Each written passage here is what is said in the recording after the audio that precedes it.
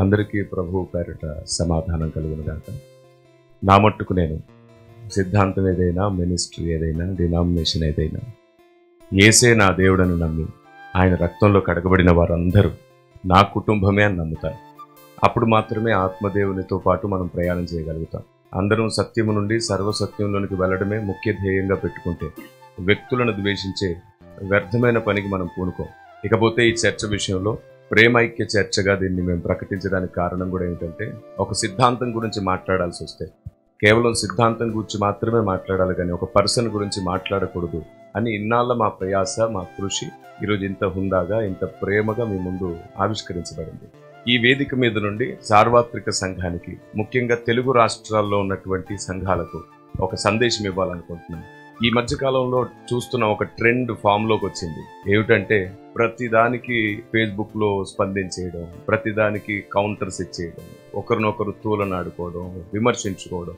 వ్యక్తుల మధ్యలో ప్రేమలు చనిపోతుంటే ప్రేమ కలిగి ఉండుటకు ప్రయాసపడు అనే వాక్యాన్ని కూడా సమాధి చేస్తున్నట్లు అనిపించింది. తిరిగి ప్రేమను చిగురింపజేయాలి, ప్రేమను బ్రతికించాలనే ఒకే ఒక్క ఆలోచనతో తమ్ముడు జేమ్స్కి మధ్యలో, అలాగే బ్రదర్ విజయప్రసాద్ రెడ్డి గారికి మధ్యలో ఉండాల్సిన అవసరత ఉందని భావించాం. ఎందరో సేవకుల ప్రేరణ, సేవకుల ప్రార్థనా ఫలితం ఈరోజు ఈ చర్చా వేదిక చాలా ప్రేమగా జరగబోతుంది. కాబట్టి ఇక మీదట అందరు గమనించండి, ఏ విషయమైనా మాట్లాడాల్సి వస్తే ఎవరైనా పర్సన్ని వ్యతిరేకిస్తూ లేదా పర్సన్ మీద దాడి చేసేటట్లయితే వారి దగ్గర సత్యం ఉన్నట్లు కాదు, అహంకారం మాత్రమే ఉన్నట్లు. కాబట్టి ఈ చర్చా వేదిక మీ అందరికీ డెమోగా మారుతుంది, ఒక మాదిరిగా మారుతుందని మేము భావిస్తున్నాం. 2 నెలల తర్వాత ఈ వివాదానికి తెరదించబోతున్నాం. పెద్దలందరం ఇక్కడ ఉన్నాం. పెద్దల సమక్షంలో ఈ కార్యక్రమం సుఖవంతంగా, క్షేమంగా, సంతోషంగా జరుగుతుందని నేను నమ్ముతున్నాను. మళ్ళీ చెప్తున్నాను, ఈ వేదిక నుండి మేము ఇచ్చే సందేశం ఒక్కటే, సందేశాన్ని మాత్రమే, సబ్జెక్ట్ని మాత్రమే మాట్లాడడం క్రైస్తవ సమాజం నేర్చుకోవాలి.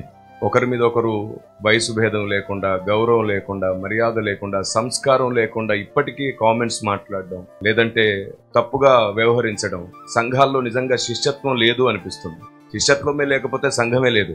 ఎందుకంటే ప్రభు శిష్యులను తయారు చేయమన్నాడు. శిష్యత్వం అంటే విధేయత, సంస్కారం, పద్ధతి, విశ్వాసం. ఇవేవి లేని క్రైస్తవ్యాన్ని ఇటీవలి కాలంలో మనం చూస్తున్నాం. ఎక్కువ శాతం ప్రతి వ్యక్తి, ఎందరో వయసులో పెద్దవారు, అనుభవంలో పెద్దవారు, కానీ మాటల్లో మాత్రం వారికి జ్ఞానం లేకుండా పోతుంది, వివేచన లేకుండా పోతుంది. ఆ స్థితి నుండి సంఘం బయటికి రావాలి. సత్యం మాట్లాడుకోవాల్సి వస్తే ప్రేమతోనే సత్యం మాట్లాడుకోవాలి. పర్సన్ని తక్కువ చేయడం ద్వారా సత్యం ఎప్పుడు ప్రకటించబడదు. మనల్ని మనం తగ్గించుకోవడం ద్వారానే సత్యం స్థాపించబడుతుంది. అలాంటి స్థిరమైన కార్యం కోసమే మేము ప్రయాస చేస్తున్నాం. ఏది సత్యమో ఏది అసత్యమో మనం తెలుసుకున్న తర్వాత కూడా ఇంతే ప్రేమగా కొనసాగితే సర్వసత్యంలోనికి దేవుడే మనల్ని నడిపిస్తాడు. ఇక మీదట క్రైస్తవ సమాజంలో ప్రేమే అందరికీ ముందుగా నిలుచుని నడిపించునుగాక. దేవుని ఆలోచన విధానమే మనకు నాయకత్వం చేయునుగాక.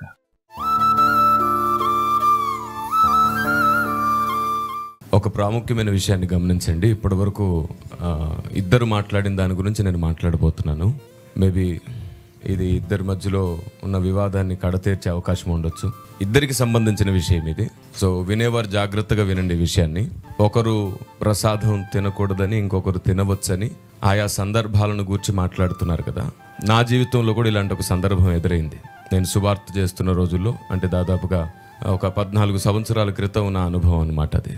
ఒక గ్రామంలో నేను సువార్త కాలినడకన వెళ్ళి సువార్త చేస్తున్నాను. అప్పుడు పెద్ద ఆయన నన్ను కాలర్ పట్టుకొని వచ్చి అడిగాడు, మీరు మా ప్రాంతంలో ఆచారాలు, సాంప్రదాయాలు మారుస్తున్నారు, మతం మారుస్తున్నారు అని. నేను ఈ విషయాన్ని యూట్యూబ్లో చాలాసార్లు, చాలా సందర్భాల్లో పెట్టాను. కానీ ఇది మంచి అవకాశం. ఈ రెండింటిని కూడా నేను సరిగ్గా బ్యాలెన్స్ చేయగలిగేటట్లు ఈ విషయాన్ని మీకు అర్థమయ్యేటట్టు చేస్తాను. అప్పుడు ఆయన నన్ను అడిగింది కూడా ఇదే, మేము ప్రేమతో ప్రసాదం పెడితే తినలేరు, మీరు దేవుని ప్రేమ గురించి మాట్లాడుతున్నారు అని. ఆశ్చర్య రీతిగా అప్పుడు నేను ఆయనకి ఇచ్చిన జవాబు ఏమిటంటే, మీ మతంలోనే అయ్యప్పమాల, భవానీమాల, శివమాలలు వేసుకునేవారు ఉన్నారు కదా, వారిని మీ ఇంటికో మీ గుడికో తీసుకెళ్ళి మీరు ప్రేమగా ఏదైనా చేసి పెడితే, ఒక నాటుకోడిని కోసి ప్రేమగా వడ్డిస్తే తింటారా అని అడిగాను వారిని. అప్పుడు ఆ పెద్ద ఆయన అన్నారు, తినరు అని. ఎందుకు తినరు అడిగాను నేను. అప్పుడు ఆయన అన్నాడు, నిష్టలో ఉన్నవారు, దీక్షలో ఉన్నవారు తినకూడనివి కొన్ని ఉంటాయి అని. వెంటనే నేను చెప్పాను, అయితే నేను క్రీస్తులో నిష్టలో ఉన్నాను, క్రీస్తు దీక్షలో ఉన్నాను, కాబట్టి నేను కూడా 2 తినకూడదు. ఒకటి బలిగా అర్పించింది, ఒకటి నైవేద్యంగా సమర్పించింది. ఈ కారణం చేత నేను వాటిని ముట్టను అన్నాను. వాస్తవానికి అది అడగడానికి ముందు నా చేతిలో ఒక కొబ్బరి ముక్క పెట్టి ప్రేమగా ఇస్తున్నాను, తినమన్నాడు ఆయన.